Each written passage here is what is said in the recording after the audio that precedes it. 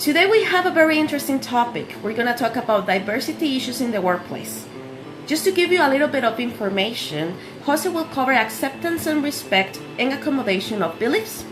Santos will talk about ethnic and cultural differences and gender equality. And Kenneth Campos will cover physical and mental disabilities and generational gaps. Finally, I will cover language and communication issues.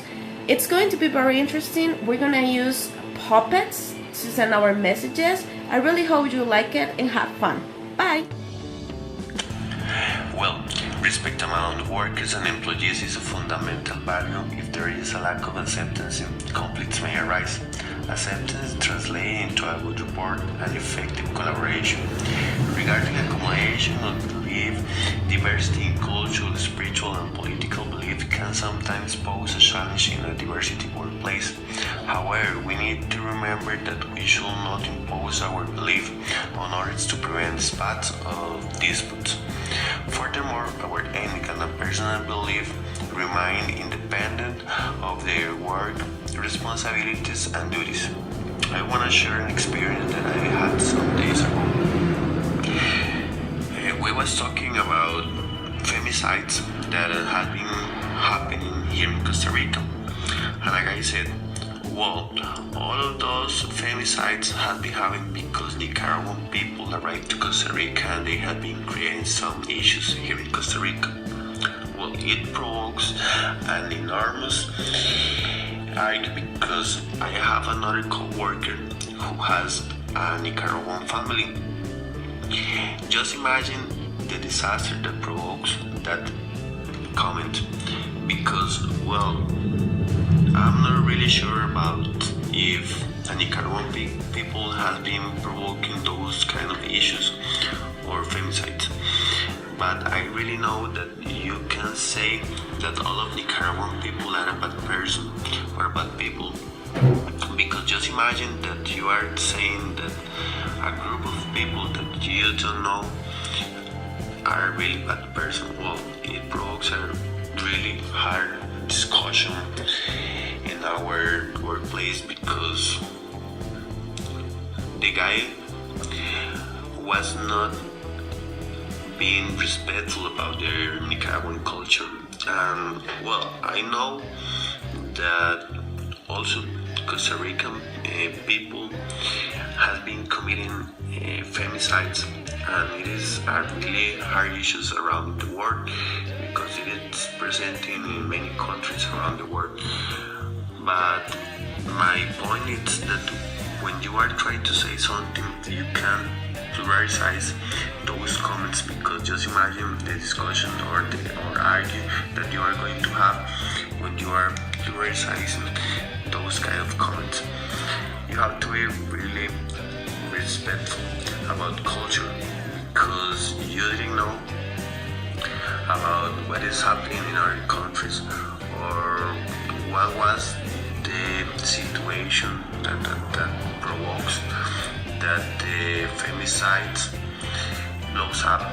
For that reason, in my humble opinion, when you are working in a diverse place, you have to be respectful and try to be open and never judge any other people because you don't know what culture it's around you. Another important situation that I lived in this year was in Intercultural Communication one, when the teacher said that every single person is in a culture, and it is completely right. Because some years ago, I believed that a culture is a group of people that have the same characteristic or think in the same way, but it is not the complete meaning of culture. Culture is also a single person that believes in something and have his or her own characteristics, and it is completely beautiful. Why beautiful? Because when you are really open to know what is the work around you or how is the work around you, you can learn many things around you. I remember that I was so close, and also I was thinking about myself but in this year I did some changes in my life, and nowadays I understood that those changes can help me to be more polite, help me how to interact with others and have better relationship with people around me. And it is completely nice for me because I feel more comfortable. I improved my self-confidence. Now I know how to have a speech with someone or just how to be right nice with someone. Now I understood that people around you it's happening or it's living difficult situations, and you can make their life better just with a comment or something like that, in which you say something that make that person feel better. And it is completely awesome because just imagine that someone changed your life and you change the life for others. Oh, the change will be better if you make your life better and make other life better too.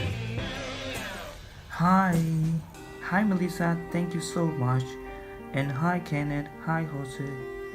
I hope you're doing amazing guys today. But as well I just really want to say that this is a great opportunity and let's go talk about this which is really important in our society. See, you know what? Ethnic and cultural differences are very alive in the workplace. Some people still hold prejudice against people who have different ethnic, cultural, and religious backgrounds as their own. Prejudice and discrimination should never be tolerated in the workplace. So companies usually have policies and regulations against this. Regarding gender equality, it is unfortunate to recognize that men are more likely to be promoted to a management position than women. And it's really very common to see that men are higher paid than women too. It shouldn't be like that, right? Why?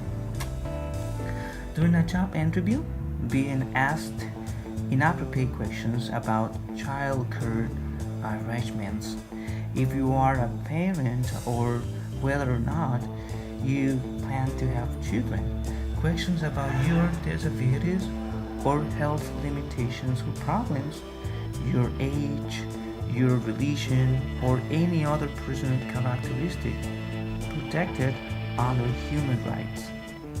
And not getting the job based on your answers to these questions and not your qualification or experience.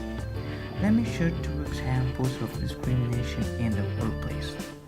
You know, one day I was working, I was having a really good time with my friends. I have been working as a tour guide for many years, and I guess I have a lot of experience in these kind of topics. I'm really excited as well to be here with you guys, just telling you this information that we should have learned before in our society. Sometimes it's really very important, to spend time with your family and talk about this.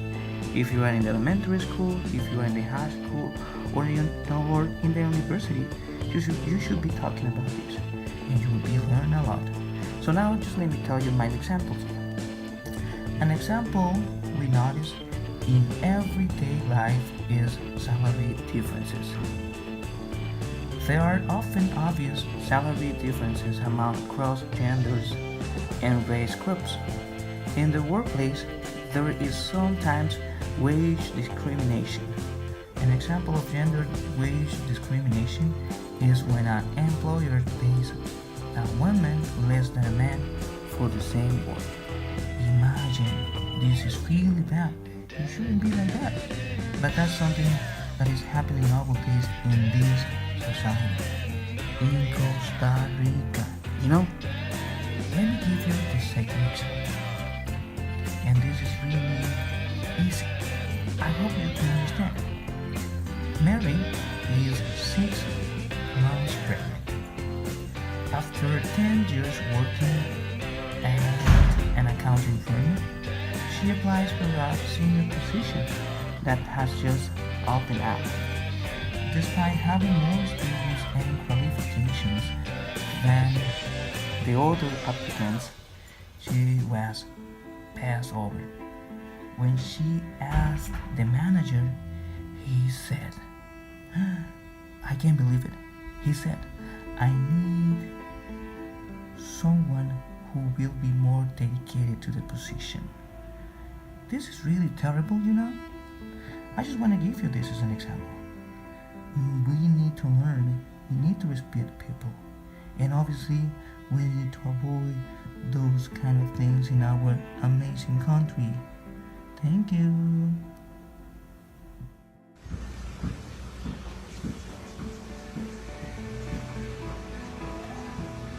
Is this the way?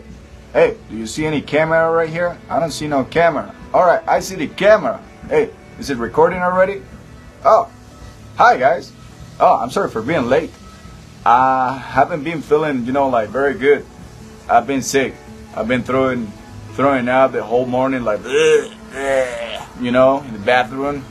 And I don't know what exactly is going on with me, but I feel like I'm pregnant. I think I'm pregnant. You see my belly? Well, but, never mind. I'm gonna be talking about some facts right here based on disabilities that happen at work. Hope you understand, you enjoy the video, and you will have a better idea when this happens. I will also be sharing, a couple of examples that I've been able to be a witness or just, see. What happens is the following things.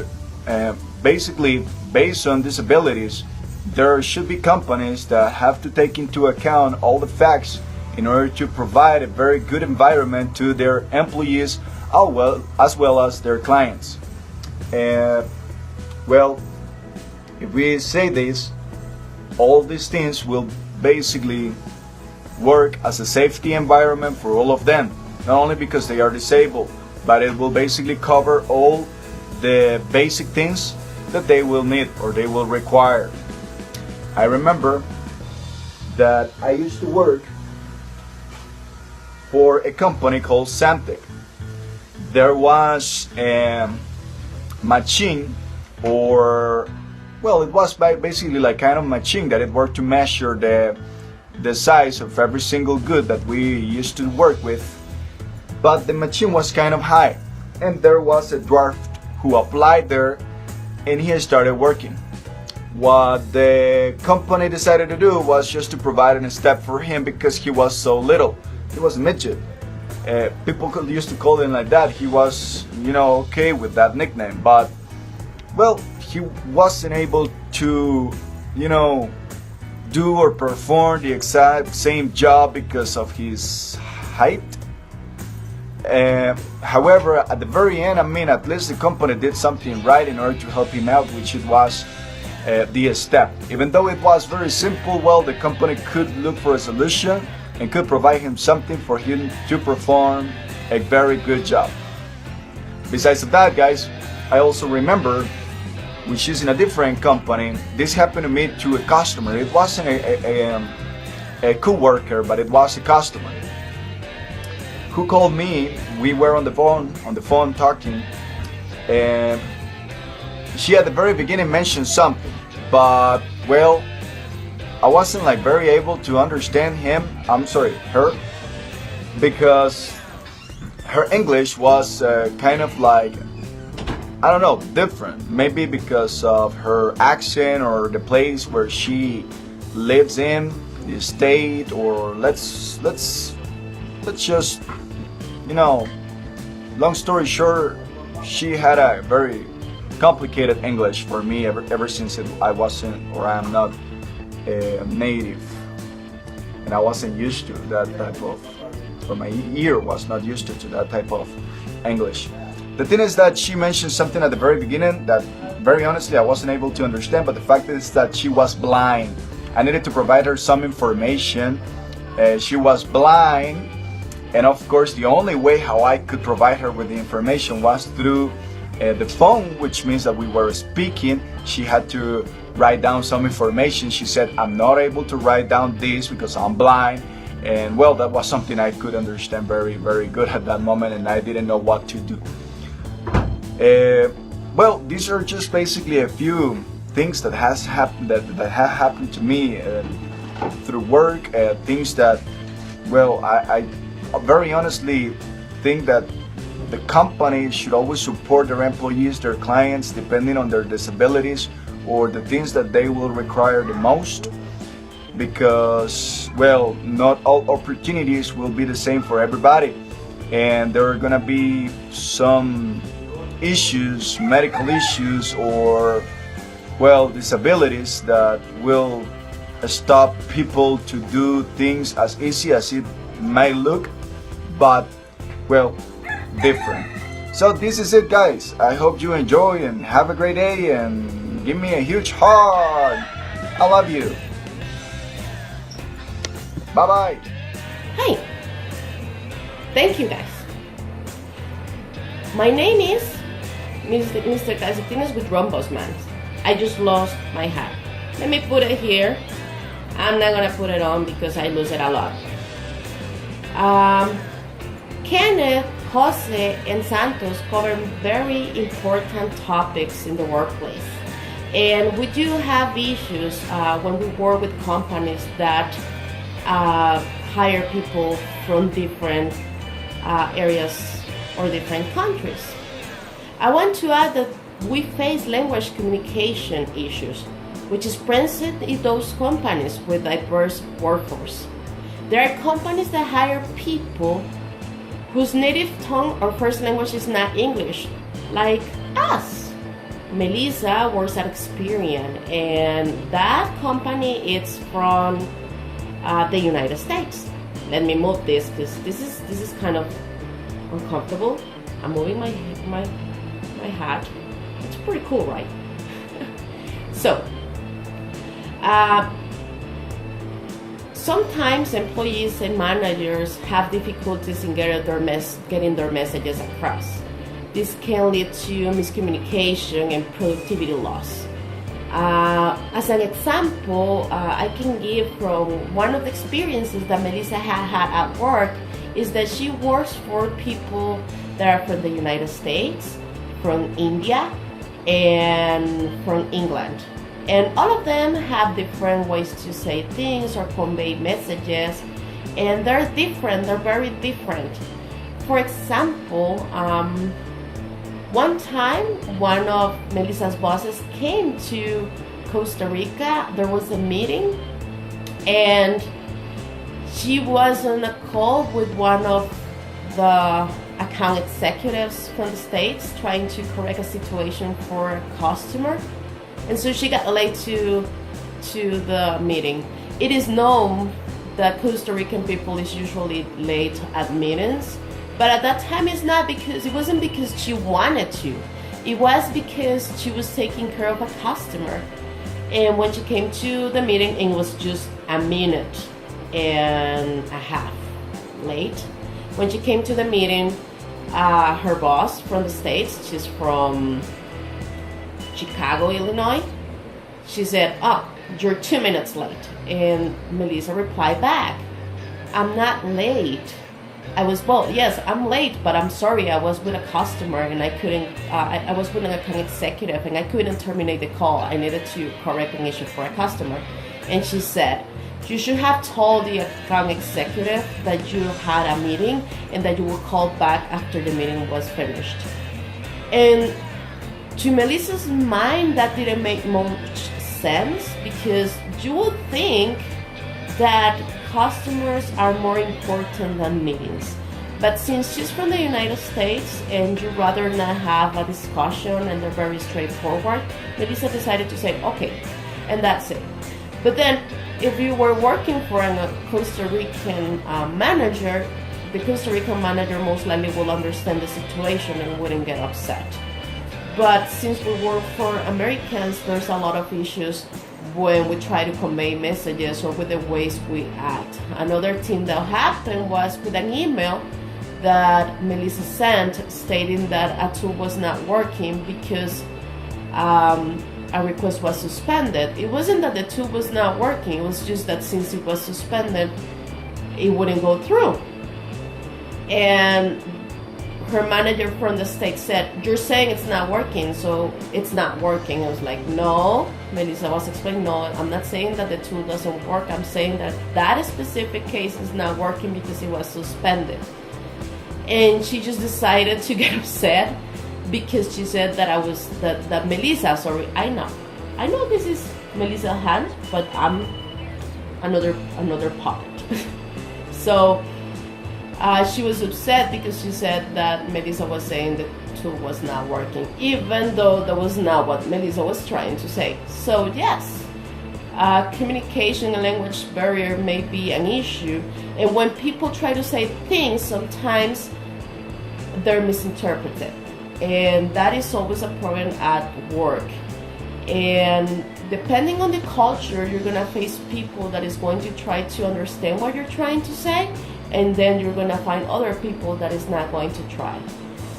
And you have to be very patient. And this can be corrected if you try to convey your message very clear and you go straight to the point, but make sure that you're not rude, because otherwise you can come across as a rude person. I always recommend that if there is an email or something that is causing trouble, just go ahead and call the person and try to talk to them, because it's better to communicate by speaking than sending emails or chats. I hope this is interesting and that you have liked it. Have a good day. Bye.